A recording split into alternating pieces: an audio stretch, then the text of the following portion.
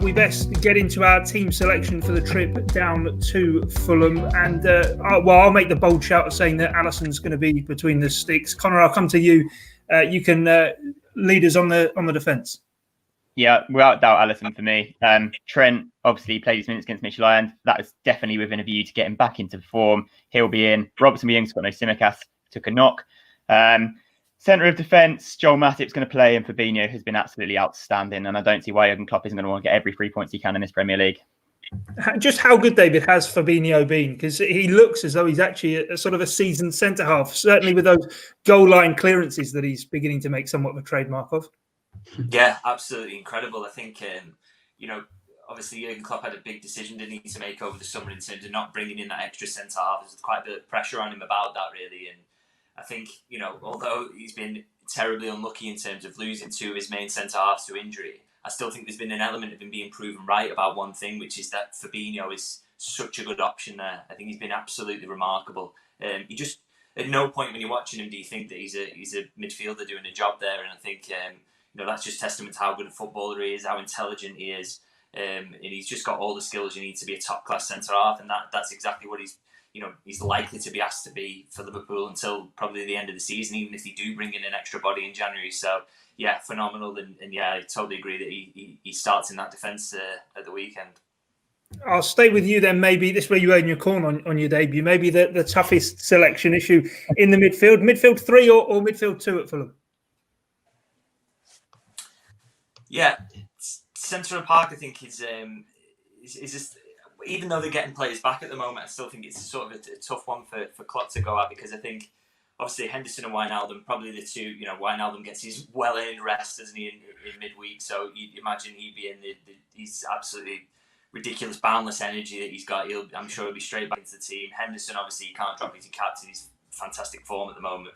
But then that position ahead of them, I think it's the one that, in the weeks ahead, we touched on this earlier, is probably going to be the one position that's maybe slightly more up for grabs going forward. But I think at the moment, the form he's in and where Oxlade-Chamberlain is up to in his recovery, I think you've maybe got to go with Curtis Jones there again for me. And he may play a bit less football going into this period we're coming up into because of the players that are coming back. But I think for now he's got the shirt and he fully deserves to start this one.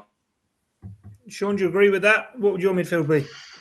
Yeah, absolutely the very same. I think the team sheet and the bench, and then even what was done with the substitutes in midweek was quite instructive. Yeah, I'd be surprised if it wasn't Wijnaldum in the kind of deeper role, Henderson on the right where he's been thriving, and Jones as well. Yeah, I think they're the three. You can kind of see the argument perhaps for a 2. I think if you had everyone fit, every forward fit ahead of them. But you haven't got Jota, perhaps, by the sounds of it. You haven't really got Shaqiri. I don't think Origi's trying out to get a start. So, I'd stick with the 3, and it would be those 3. And the forward 3 are they? Yeah, they've got to be, haven't they? We've just taken a knock. Don't see anything other than that. Just want to mention my stat on Salah that I mentioned earlier. I was waiting for this team selection. He's scored 1 goal in his last 12 trips to London, and that was against West Ham in January, which is just surprising. He shouldn't be surprised because he scored so many goals, but it's just that isn't many. So I'm expecting him to thoroughly put that one to bed. Maybe that's why he struggled at Chelsea, I think. Yeah, maybe. Just doesn't like the capital. Yeah. No, we've stumbled upon something. There is sort of something within Salah, isn't there? That certainly, I think it was last season, he didn't score many away goals, albeit across the board, whether it be in the capital or not. But anyway, let's get to our match predictions. Sean, I'll come back to you for your scoreline. What do you reckon the score's going to be? I think there'll be a few goals, mostly for Liverpool. I think Liverpool will get 3 or 4. I could perhaps see Fulham getting 1. Let's go with 4-1, the Reds. 4-1, bold shout. Connor, yourself? 4-0. Inspector Gadget for Fabinho and Alisson safe hands. No goals for Fulham. No one's getting past them. And David, what do you think the score's going to be? Yeah, I'm backing that back 5 if it starts to get a clean sheet. And I think I'll go for a more conservative 3-0. Well, we're all expecting them with that back line, Liverpool to be safe as houses down at Craven Cottage. That's it from us here on the Blood Red podcast. Do remember to stick across the Liverpool Echoes coverage for the game, all of the build-up, the live match blog, of course, and plenty of post-match reaction. +2 here on the Blood Red channel. We'll have the debrief live after the game as well, of course, as Jurgen Klopp's post-match press conference. But from myself, Guy Clark, David Lynch, Connor Dunn and Sean Bradbury, thanks for joining us here on the Blood Red podcast.